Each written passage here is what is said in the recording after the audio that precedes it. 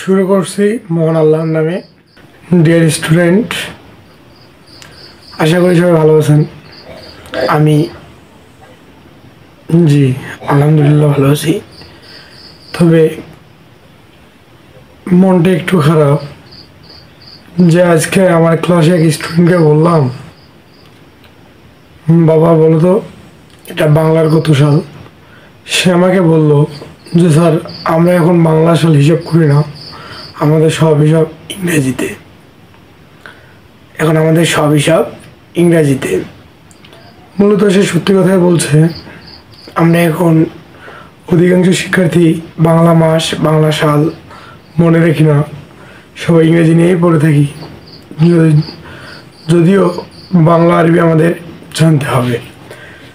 যারা জব প্রিপারেশনে আসো তারা ভালোভাবেই জানো বাংলা সাল আমাদের জন্য কতটা গুরুত্বপূর্ণ। আজকের ভিডিওটার উদ্দেশ্য হচ্ছে ইংরেজি সাল থেকে আরবি ও বাংলা সাল কীভাবে বের করতে হয় সে নিয়মটা আমি জানিয়ে দেব। ধরেন আপনার একজন কবির ইংরেজি জন্মসাল বা মৃত্যুসাল মনে আছে, এখন প্রশ্ন হচ্ছে বাংলা সাল, কিন্তু আপনি তো বাংলা সাল মুখস্থ করেন নেই। সে সময় আপনি কিভাবে ওই ইংরেজি থেকে বাংলা সাল এবং আরবি সন বের করবেন সেটা আজকে আমি এই ভিডিওতে আপনাদেরকে শেখাই দিব। আর কথা নয়, চলেন ভিডিওটা দেখে আসি। তাহলে দেখেন, আজকে আমাদের টপিকসটা হচ্ছে সাল সম্পর্কে। ইংরেজি সাল থেকে আরবি ও বাংলা সাল বের করার নিয়ম। ইংরেজি সাল থেকে 593 বাদ দিলে বাংলা সাল পাওয়া যাবে।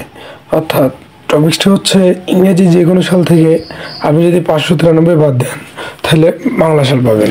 ইংরেজি সাল থেকে আরবি ও বাংলা সাল বের করার নিয়ম।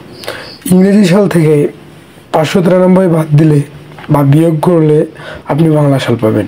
ফর এক্সাম্পল আমি দেখাইছি কাজী নজরুল ইসলামের জন্ম সাল আমরা জানি ইংরেজিতে হচ্ছে 1899।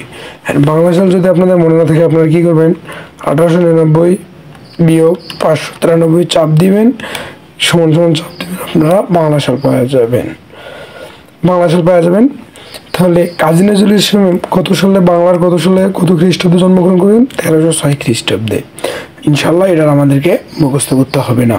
এভাবে আপনি যদি সব থেকেই বাদ দেন, এখন যদি আমি প্রশ্ন করি যে এখন বাংলার কত সাল চলতেছে, তাহলে 2024 বিয়োগ 593 করেন, তাহলে এখন হচ্ছে 1431 সন।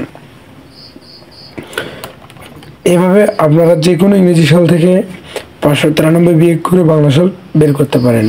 পরবর্তী টপিকস হচ্ছে ইংরেজি সাল থেকে আরবি সাল বের করার নিয়ম।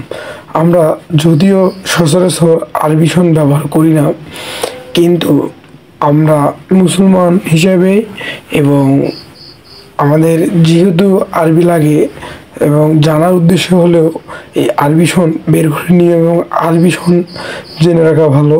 আপনারা যারা জব প্রিপারেশনে আছেন, যারা ভাইবার জন্য প্রস্তুতি নিচ্ছেন, আপনাদেরকে হুট করে বলতে পারে যে 2008 সালে আরবি কত সন ছিল, তখন আপনারা কী যাবেন, থমকে যাবেন।